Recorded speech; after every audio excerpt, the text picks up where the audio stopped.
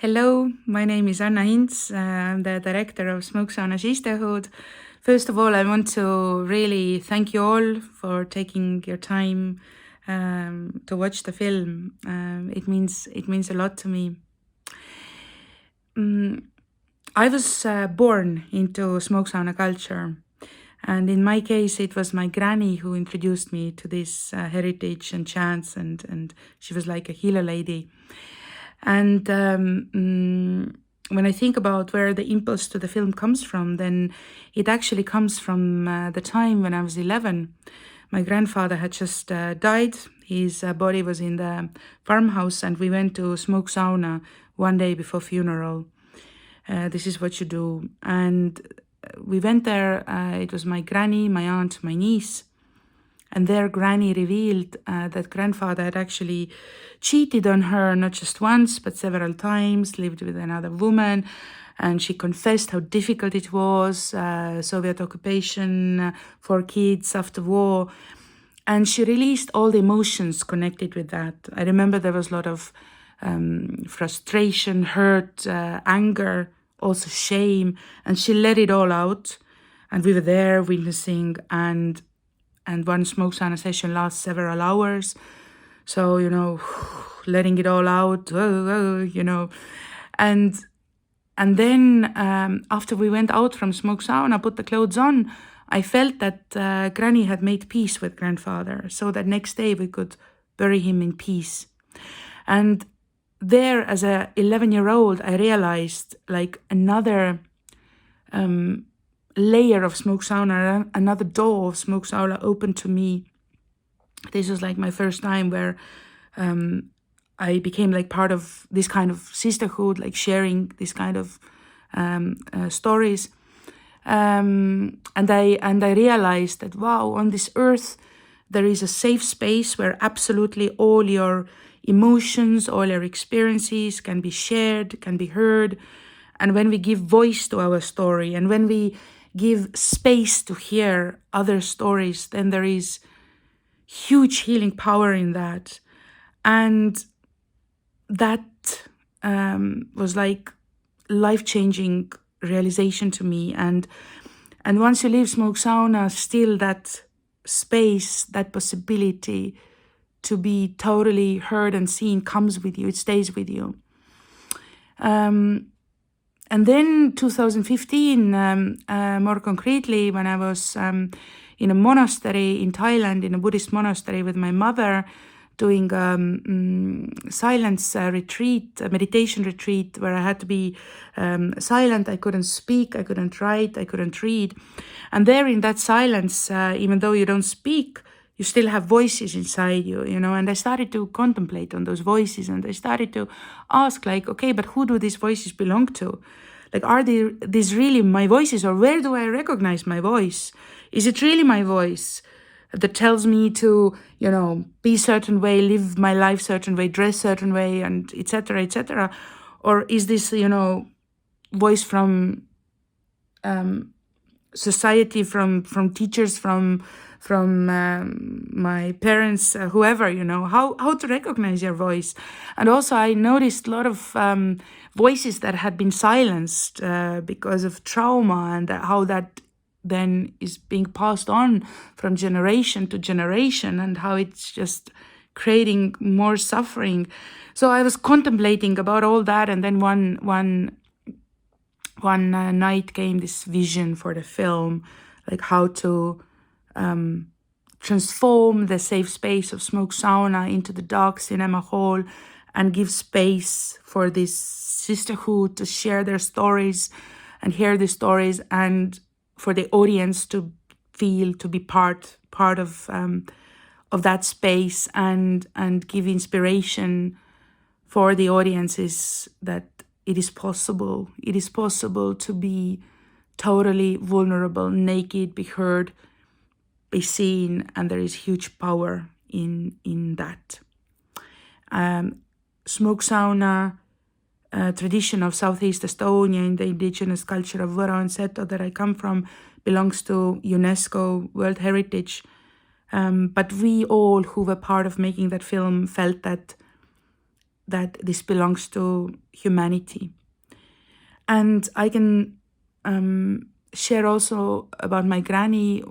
What was important for me, what she used to say is that, when we have traumas, then it is like frozen water, because we also consist a lot of water, and there are a lot of chants in smoke sauna connected with water, healing chants. And yeah, when we have traumas, then it's like frozen water inside us, and sometimes we can find ourselves in deep dark winter, just ice fields around. And then it is so important to remember that ice has the power to flow again. We just need warmth and safety to melt our traumas. And flowing water is like symbol for life energy. So whatever suffering we have had and what is like ice field inside us, it has the power to flow. It has the power to transform. And smoke sauna is telling that this is what this space, this spiritual place, its spirit is telling.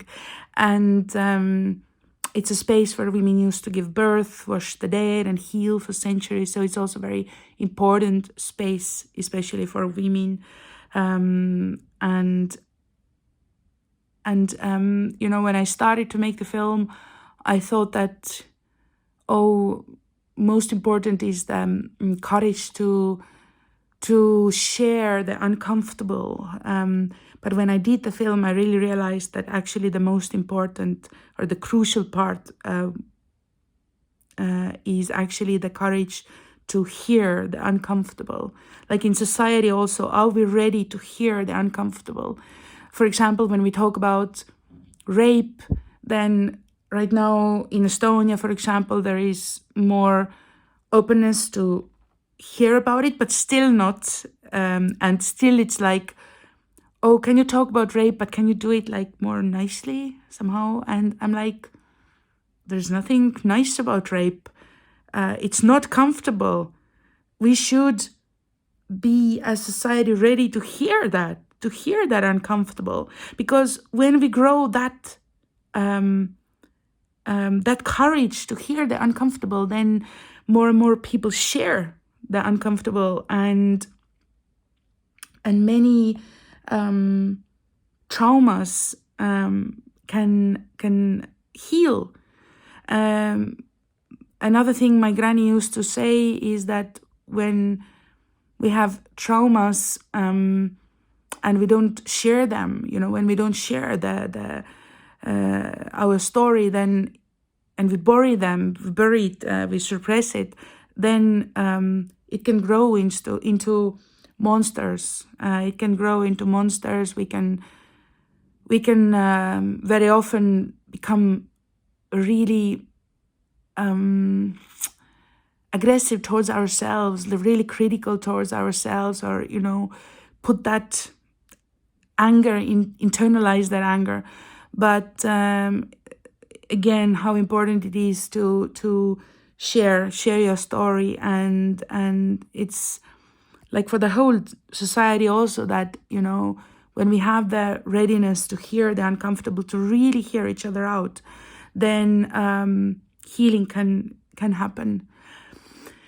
And in smoke sauna, you enter there and you wash your body and you wash your soul in the heat. First the physical, deeper layers of physical dirt start to come up to the surface, but then also emotional dirt starts to come up to the surface.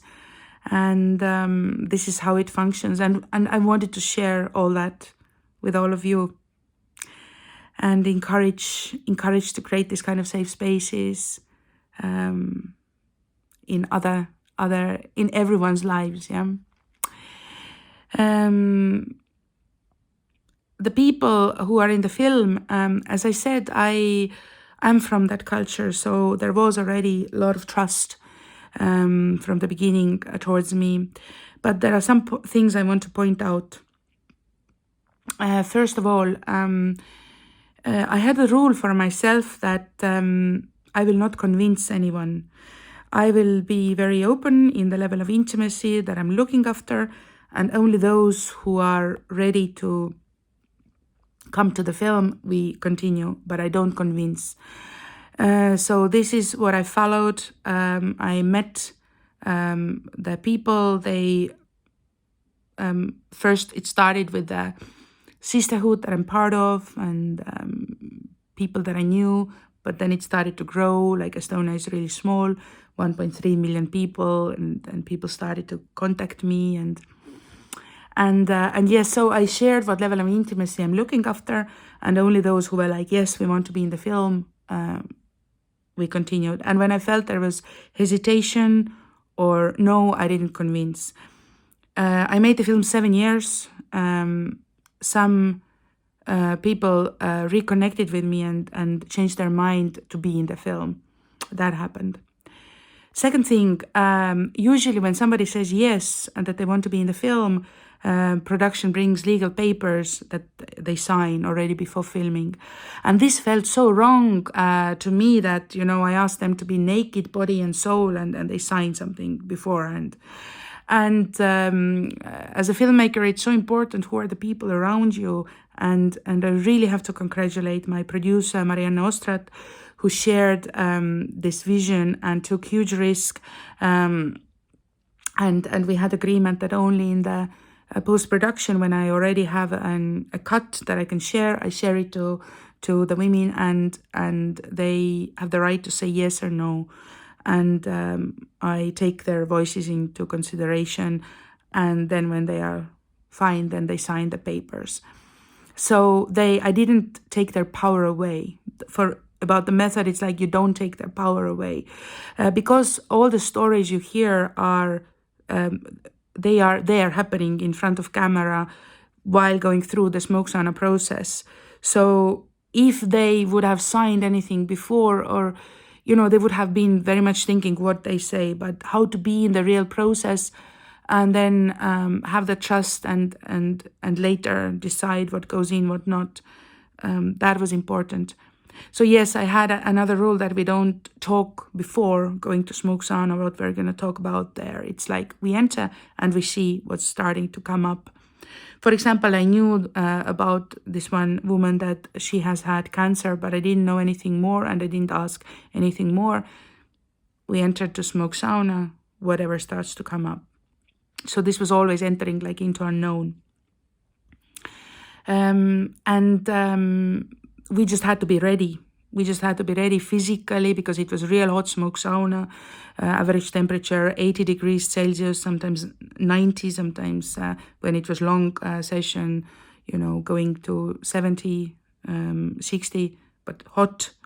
And we had to be ready physically. There was like, whoever needs to go out, goes out, drinks water, like no questions asked. So how to take care physically, that everyone is safe. Emotionally, of course, that's the process that I shared with protagonists. Emotionally. And then another challenge was, talking about camera, is also like how their bodies are captured, because nakedness in smoke sauna is nothing sexual. It's we are there, we sweat together, we bleed together, we pee together, nothing sexual, we're together. But at the same time, naked female bodies in society are so sexualized, objectified. So for me, the big challenge, like really, I was super scared, was like, okay, how to make sure that non-sexual glance comes to the film also. So for that, me and the cinematographer did first tests on my own body first together, finding the language, calibrating our language, and where I felt safe. I was like, okay, this is the way. Then we filmed, and I showed that visual material also to the women before filming. So because it was important to me that they know how their bodies are being treated, what is the way we're going to shoot them. I think it's super, super important, especially in this kind of documentary. way, but like they need to know. And they felt safe. And so that was very, very big challenge. And I'm happy that we succeeded in that. Of course, yeah, camera, we have, like, smoke sauna has no chimney, so you heat it beforehand, and we put camera while putting fire to the oven before. We put the camera and lenses on the floor of smoke sauna. Then after 2 hours, more up. After 2 hours, more up to get adjusted to the heat.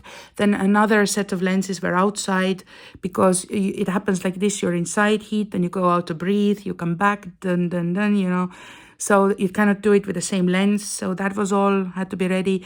Also for me, it was important that women don't think about camera, or, they can throw the water without fear of hurting anything. They have to be in the process, in their bodies, and not think at all about anything else. We have to be ready, and so we knew that probably we were going to lose some lenses, and we did lose 2 lenses for water and smoke particles, but we kind of saw that beforehand, but the camera is working. But yeah, like the camera got hot, so cinematographer had to have gloves, wet cloth around the body, wet cloth stripping on head, so that the camera doesn't burn or the body, and like it was challenge. I think for making this kind of film, you have to really take responsibility in so many ways, and really think everything like through beforehand, so that you're ready physically, emotionally, and then you enter that space, and that space has to be safe, and then it's not like, oh, we filmed and then bye, but really it means responsibility till the very end, being there for the sisterhood when the film comes out, and so on, like feeling really involved, and it has been a beautiful journey. And last year I've been traveling. The film premiered in Sundance a year ago, and just traveling extensively, and now all my sisterhood is supporting me, as like, Anna, smoke sauna is waiting for you, and how are you? And I feel really their embrace, and it has been an amazing, empowering journey, and I hope that for all of you also, you get to feel the power of the sisterhood and smoke sauna. So, and for the very last thing, I always do a small thank you wherever I am. Now I do it virtually, and it's a chant I sing before, and you all can repeat with me, so we can pass the time and space and be together through that song. So thank you all so much. Aitüma means thank you in my local language. So aitüma. Aitüma, aitüma, aitüma, ait. Aitüma, aitüma, aitüma, ait. All our shame into sweat waters. All our shame into sweat waters. All our fears into cold water. All our fears into cold water. All our pain into hot water. All our pain into hot water. May we be blessed by sacred waters. May we be blessed by sacred waters. Aitüma, aitüma, thank you so much. Aitüma, aitüma, thank you so much. Mwah! Thank you so much. Lots of love from me to all of you. Bye.